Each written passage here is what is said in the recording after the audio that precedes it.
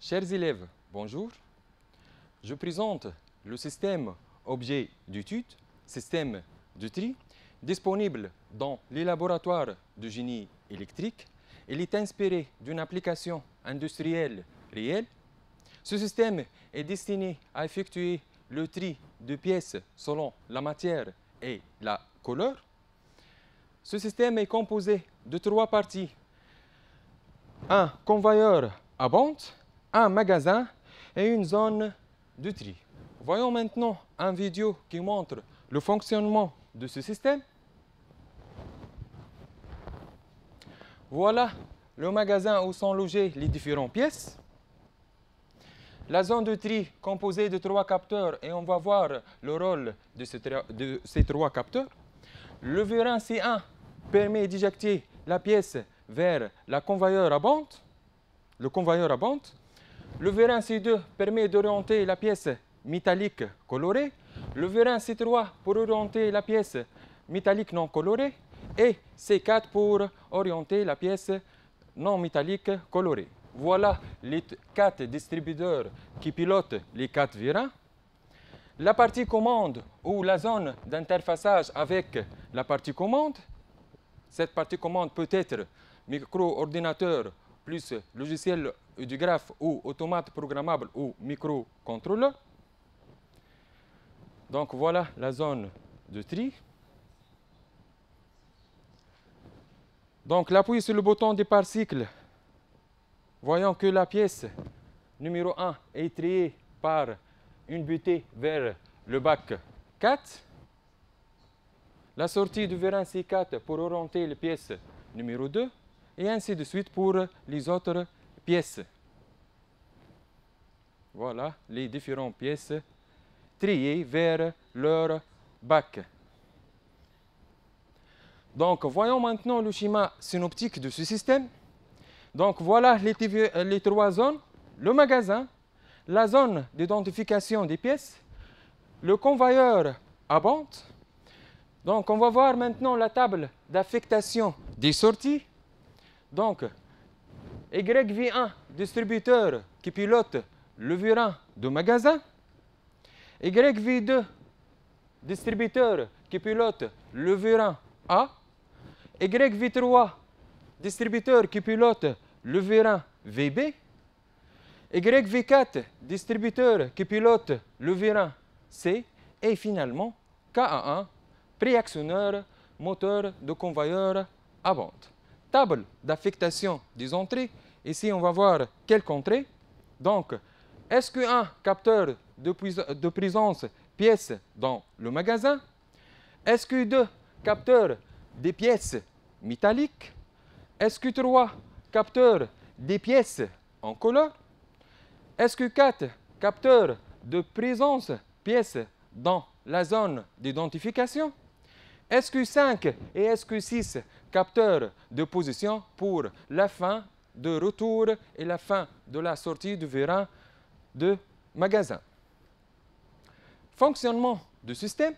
Donc, l'appui sur le bouton départ cycle SB1 et la présence d'une pièce dans le magasin détectée par le capteur SQ1 provoque le cycle suivant. Donc, sortie et retour de la tige du vérin V1 commandé par le distributeur YV1 pour positionner une pièce sur le convoyeur à bande.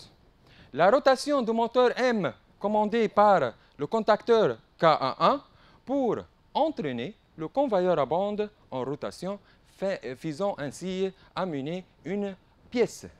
L'identification de la pièce au moment de son passage devant les capteurs SQ2, SQ3 et SQ4, l'aiguillage de la pièce identifiée vers l'une des zones A, B, C ou D, selon sa matière et sa couleur. L'action de la pièce triée sur le capteur SQ13 provoque la reprise du cycle s'il y a une pièce dans le magasin, l'initialisation du système si le magasin est vide. Voilà le graphe 7 du point de vue partie commande qui décrit le fonctionnement de ce système. On voit ici une zone linéaire formée de 4 étapes, puis une sélection vers 4 séquences. Alors, on va déterminer maintenant les équations de l'étape 3 et 8. Commençons par l'étape 3.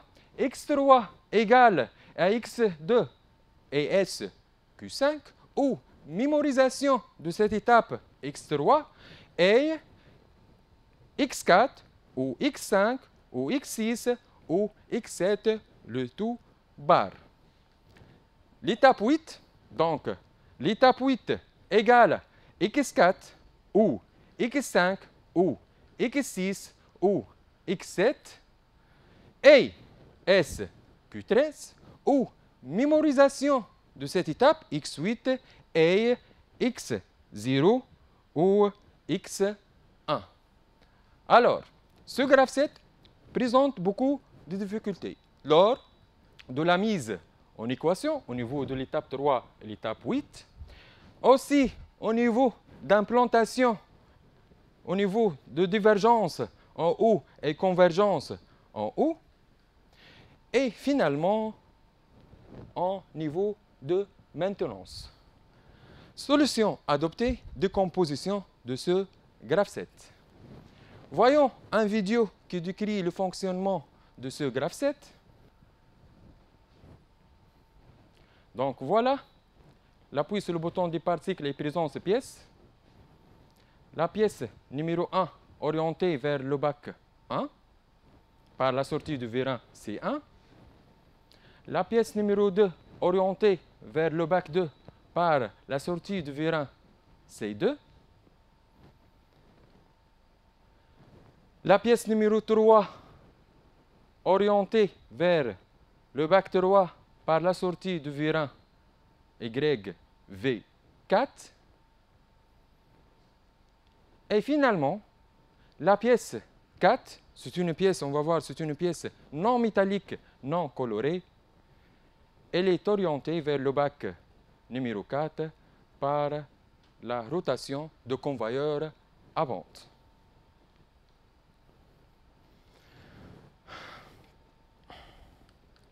Alors, problématique. Est-il possible de décomposer ce graphe 7 en des graphes 7 élémentaires? Selon quels critères doit-on faire cette décomposition? Comment procéder pour organiser, coordonner le fonctionnement de ces graphes 7? On passe maintenant à la décomposition du graphe 7 global en des graphes 7 tâches. Donc, on commence par la tâche 1. Positionner la pièce par la sortie et le retour du vérin V1 jusqu'à SQ6, puis le retour jusqu'à SQ5.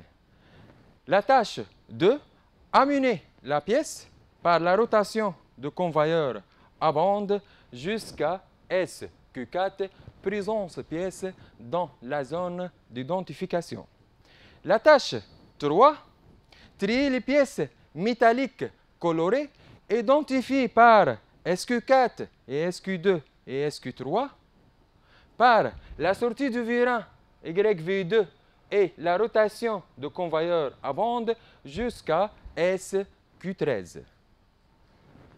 La tâche 4, trier les pièces métalliques non colorées identifiées par SQ2 et SQ4 et SQ2 et SQ3 bar, par la rotation de convoyeur à bande et la sortie du vérin YV3 jusqu'à SQ13, jusqu'à que la pièce orientée vers le bac numéro 2. La tâche numéro 5, trier les pièces non métalliques colorées, identifiées par SQ4 et SQ2 bar et SQ3 bar, par la rotation de convoyeur à bande et la sortie du vérin YV4 jusqu'à SQ13. Finalement, la tâche numéro 6, trier les pièces non métalliques non colorées identifiées par SQ3 et SQ2 bar et SQ3 bar, jusqu'à donc par la rotation de convoyeur à bande jusqu'à le capteur SQ13. Voilà les 6 tâches de graphe 7. Alors, la question qui se pose, comment ordonner, organiser le fonctionnement de ces graphe 7 tâches? Pour évoluer identiquement au graphe 7 point de vue partie commande, ces 6 graphe 7 tâches nécessitent quelques modifications et l'ajout d'un graphe 7 qui joue le rôle d'un coordinateur capable de les gérer conformément aux exigences de cahier charge. Ce graphe 7 est appelé graphe 7 de coordination des tâches ou graphe 7 de conduite ou encore graphe 7 maître. Les graphes 7 tâches sont appelés aussi graphe 7 esclaves. Alors, notre leçon d'aujourd'hui titulée graphe 7 synchronisé. Objectif de cette leçon, analyser et décrire le fonctionnement d'un système technique à l'aide des graphes 7 synchronisés. Deuxième objectif, mettre en équation des graphes 7 synchronisés. Sommaire, on a commencé par la mise en situation et on a décomposé le graphe 7 global en des graphes 7 tâches. On passe maintenant pour voir synchronisation des graphes 7 tâches par des graphes 7 de coordination. Puis, on va voir la mise en équation de ces graphes 7 synchronisés et on va finir par évaluation. Alors, synchronisation des graphes 7 tâches par graphe 7 de coordination. Le pilotage de graphe 7 esclave, c'est-à-dire graphe 7 tâches, par ce graphe 7 maître doit se faire en respectant les 5 règles suivantes. Donc, règle numéro 1, le graphe 7 esclave attend à sa première transition qu'une ou plusieurs étapes de graphe 7 maître soient actives pour déclencher l'exécution de la tâche. Règle numéro 2, lorsqu'elle est enclenchée, le graphe 7 esclave enchaîne les étapes sans rien de particulier. Règle numéro 3, quand le traitement de graphe 7 esclave est terminé, une étape supplémentaire sans action reste active pour signaler ou pour informer le graphe 7 maître que le traitement est terminé. Règle 4, l'état de cette étape est utilisé dans une réceptivité du graphe 7 maître pour qu'elle puisse prendre en compte l'achèvement de graphe 7 ou l'achèvement de graphe 7 tâche. Règle 5, l'évolution de graphe 7 maître permet au graphe 7 esclave de s'initialiser pour un prochain traitement. Alors, on passe maintenant pour synchroniser entre ces différentes tâches qui sont 6 par l'ajout d'un graphe 7 appelé graphe 7 de coordination. Donc, voyons bien que toutes les étapes initiales sont actives. Présence pièce et l'appui sur le bouton départ cycle SB1 provoque l'activation de l'étape 1 de graphe 7 maître. L'état de cette étape est utilisé comme réceptivité pour activer la tâche 1. Donc, la sortie de V1 YV1 jusqu'à SQ6, puis le retour de ce V1 jusqu'à SQ5. Maintenant, l'étape 13, c'est une étape d'attente ou étape supplémentaire utilisée pour informer le graphe 7 maître l'achèvement de cette tâche. Donc, on va utiliser l'état de cette étape pour informer le graphe 7 maître la fin de cette tâche. Donc, l'étape 2 de graphe 7 maître est active. L'état de cette étape va être utilisé pour initialiser le graphe 7 ou la tâche 1 et d'activer la tâche 2.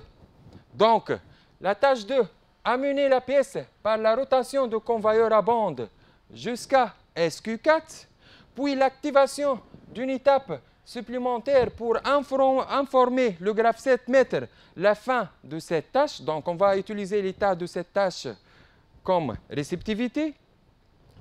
Voyons bien que l'étape 3 du graphe 7 mètres est active. Dans ce cas, l'étape 3 va être utilisée comme réceptivité pour initialiser la tâche numéro 2 et pour activer la tâche 3 ou la tâche 4 ou la tâche 5 ou la tâche 6. Alors, si la pièce identifiée par une pièce métallique colorée, donc la tâche 3 sera activée par la sortie du virant YV2 et la rotation du convoyeur à bande jusqu'à l'action de capteur SQ13, l'activation de l'étape supplémentaire pour informer le graphe 7 mètres la fin de cette tâche. Voilà donc l'activation de l'étape 4 et la désactivation de l'étape 3 de graphe 7 mètres. On va utiliser l'état de l'étape 4 pour initialiser la tâche numéro 3. Si maintenant la pièce métallique non colorée, identifiée par SQ2 et SQ3 bar, la sortie du virant YV3 et la rotation de convoyeur à bande jusqu'à l'action de capteur SQ13, l'activation d'une étape supplémentaire 42 pour informer le graphe 7 mètres, la fin de cette tâche, donc ou X42, puisque c'est une convergence en haut, X4 sera utilisé comme réceptivité pour initialiser cette tâche. De même pour tâche des pièces non métalliques colorées, donc ou X52, l'étape supplémentaire, et tâche numéro 6 ou X62.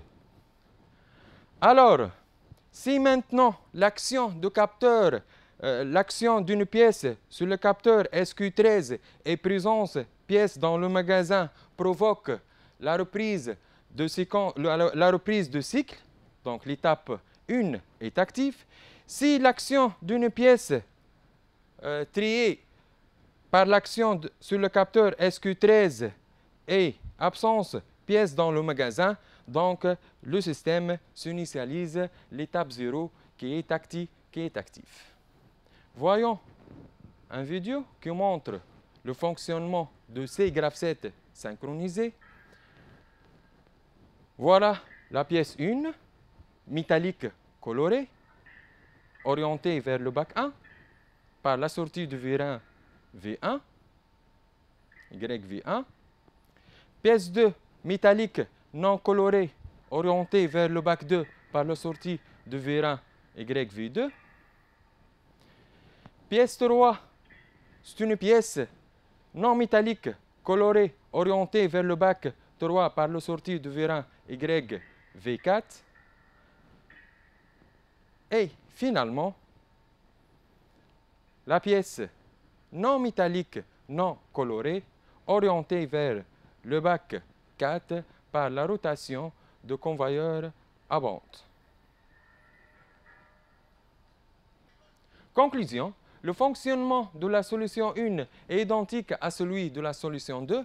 La solution 1, c'est le graphe 7 du point de vue partie commande, et solution 2, c'est les graphes 7 synchronisés. On voit bien ici, à partir de deux vidéos précédentes, que les deux graphes 7 sont identiques. Lorsque le système est à l'arrêt et SB1 égale à 0, quelles sont les étapes actives? Donc, toutes les étapes initiales sont actives, qui sont l'étape 10, l'étape 20, l'étape 30, l'étape 40, l'étape 50 et l'étape 60. L'activation de l'étape 1 du graphe 7 mètres entraîne le départ de la tâche 1. L'étape d'attente 13 du graphe 7 tâche 1 esclave 1 permet d'informer le graphe 7 mètres sur la fin de la tâche 1. D'activer l'étape 2 du graphe 7 mètres. L'activation de l'étape 2 du graphe 7 mètres permet d'activer l'étape 10 du graphe 7 esclave 1, c'est-à-dire initialisation du graphe 7 tâche 1, et le départ de la tâche numéro 2. L'étape d'attente 32 ou 42 ou 52 ou 62, respectivement des graphes 7 esclaves 3 ou 4, ou 5, ou 6 permet d'informer le graphe 7 mètres sur la fin de la tâche 3, ou 4, ou 5, ou 6. D'activer l'étape initiale, c'est-à-dire l'étape 0 du graphe 7 mètres si le magasin est vide, ou l'étape 1 de graphe 7 mètres si présence pièce dans le magasin. L'étape 0 ou l'étape 1 de graphe 7 mètres permet de désactiver l'étape 32 ou l'étape 42 ou l'étape 52 ou l'étape 62, respectivement, des graphes 7 esclaves 3 ou 4 ou 5 ou 6. Initialisation suivant la pièce triée. Quelle est l'utilité de l'étape sans action insérée à la fin de chaque graphe 7? Ces étapes sont utilisées pour informer le graphe 7 mètres sur la fin de ces différentes tâches. On va mettre en équation les graphes 7 synchronisés.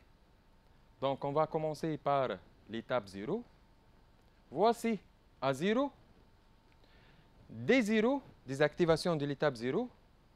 Voilà l'équation de l'étape 0, x0 égale à x4 et SQ1 bar et SQ13 bar, où x0 et x1 bar. Voici l'équation d'activation de l'étape 1. L'équation de désactivation de l'étape 1. Et finalement, l'équation de l'étape 1, x1 égale à x0 et SB1 et SQ1, ou x4 et SQ1 et SQ13, ou x1, mémorisation de cette étape, et x2 bar. Passons à l'étape 4. Donc, voici A4. D4, désactivation de cette étape. Finalement, l'équation de cette étape, x4 égale x3 et x32 ou x42 ou x52 ou x62, ou x4, mémorisation de cette étape, et x0 ou x1, les tout bar. On va déterminer maintenant l'équation de l'étape 30. On commence par l'activation de l'étape 30. Donc voilà A30. L'équation de désactivation de l'étape 30, D30. L'équation de l'étape 30, x30 égale x32 et x4, ou x30, mémorisation de cette étape, et x31 bar. Passons à l'équation de l'étape 31. Donc, commençons par l'équation d'activation. A31, désactivation de l'étape 31, D31, voilà. Et finalement, l'équation de l'étape 31, x31, A30 et x3 et SQ4 et SQ2 et SQ3, ou mémorisation de l'étape 31 et x32 bar. Passons maintenant aux équations de sortie. Commençons par YV1. Voilà YV1 dans l'étape 11. Donc, YV1 égale X11. Voyons maintenant l'équation de sortie K1. K1 dans l'étape 21, l'étape 31, l'étape 41, l'étape 51 et l'étape 61. Alors, K1 égale X21 ou X31 ou X41 ou X51 ou X61. YV2, voilà YV2 dans l'étape 31. Alors, YV2 égale X31. YV3 maintenant dans l'étape 41. Alors, YV3 égale X41. Finalement, YV4 dans l'étape 51. Donc, YV4 égale X51. Finissons par une évaluation, donc poste de perçage. Voyons le fonctionnement de ce système. Alors, je vais charger une pièce et j'appuie sur le bouton départ cycle.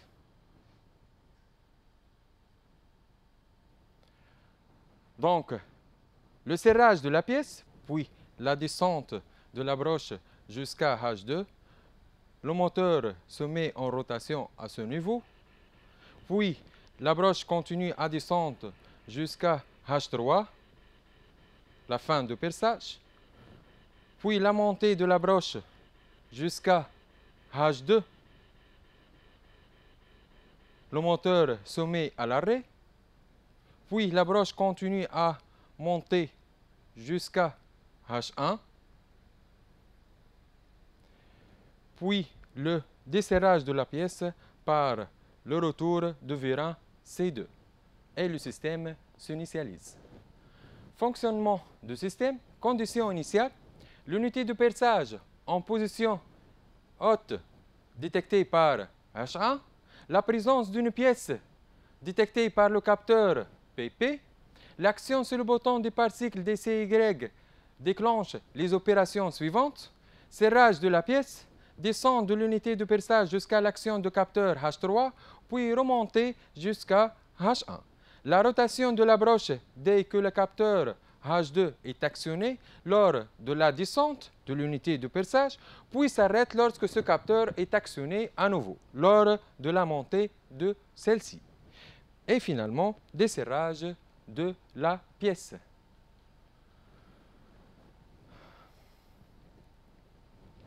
Alors, table d'identification des entrées et des sorties.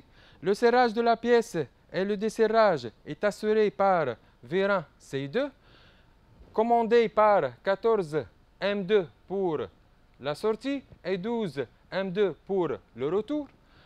Les capteurs de fin de course de la sortie L22 et de retour L11. Montée et descente de l'unité de perçage est assurée par le vérin C1, commandé par 14 M1 pour la sortie de vérin et 12 M2 pour le retour de C1. Fin de la descente détectée par H3 et fin de la montée détectée par H1. La rotation de la broche est assurée par un moteur M1 commandé par un contacteur KM, puis départ cycle par DCY, présence pièce par le capteur PP et le capteur H1 pour commander le moteur en rotation ou en arrêt.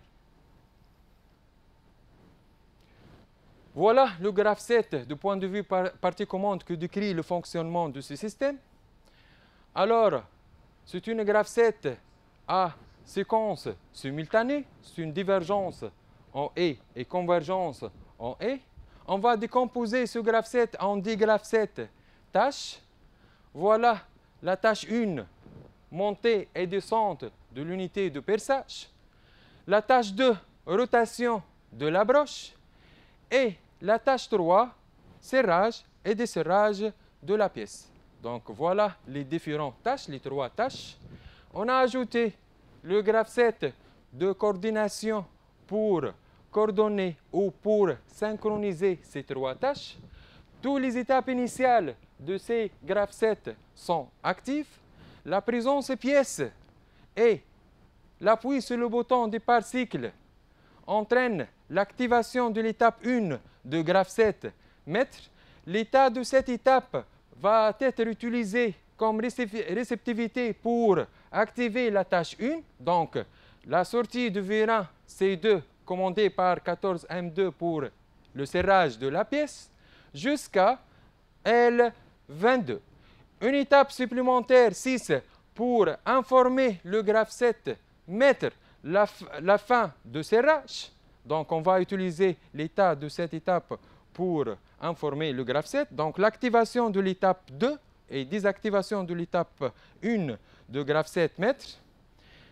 L'étape 2 va être utilisée pour activer simultanément tâche 2 et tâche 3. Donc, tâche 2, rotation de la broche, et tâche 3 montée et descente de l'unité de perçage. Donc, l'unité va descendre jusqu'à H2.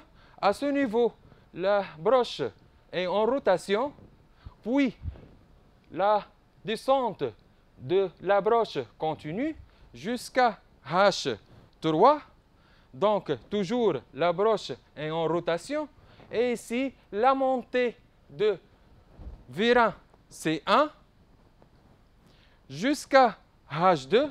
À ce niveau, la broche est à l'arrêt et l'unité de perçage continue à monter jusqu'à H1.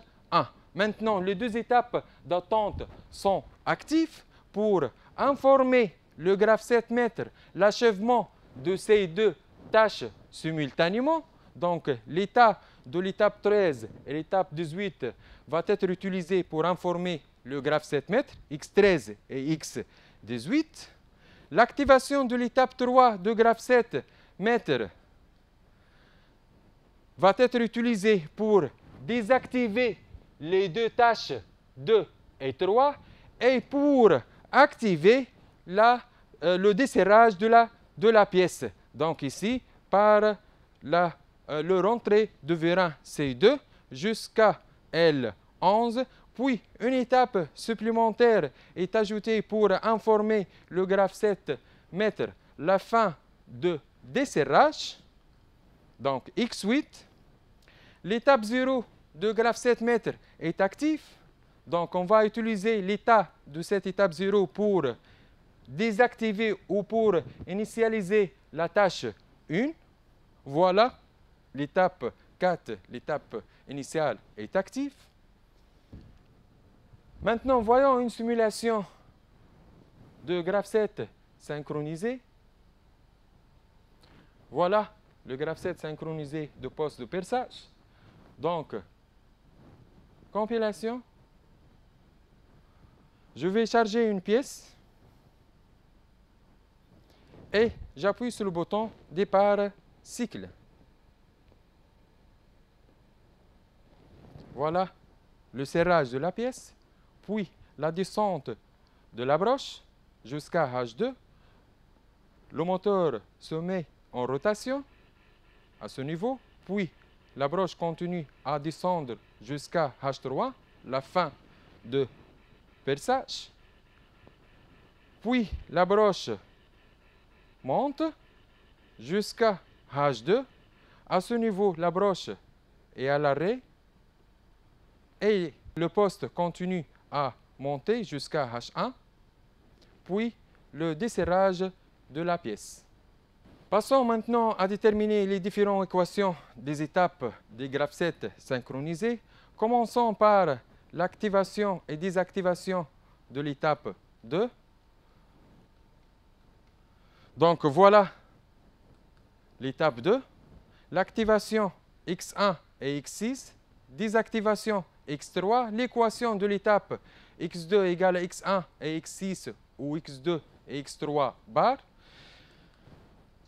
L'étape 3, l'activation de l'étape 3, voilà. Désactivation de l'étape 3 et puis l'équation de l'étape 3. L'étape 4, A4 égale X8 et X0, désactivation D4 égale à X5, puis l'équation de l'étape 4. L'étape 8, l'activation, désactivation de l'étape, et puis l'équation de l'étape. L'étape 13, l'activation de l'étape 13, désactivation, l'équation de l'étape 13. L'étape 14, l'activation, désactivation et l'équation de l'étape 14. L'étape 15, l'activation, désactivation et finalement l'équation de l'étape. Alors, je vais finir cette leçon par le dernier diapo. Équation des sorties. Km dans l'étape 11 et l'étape 12, donc Km égale x11 ou x12, 14M1, x15 ou x16, 12M1, x17, 14M2 égale x5, 12M2 égale x7. Merci pour votre attention.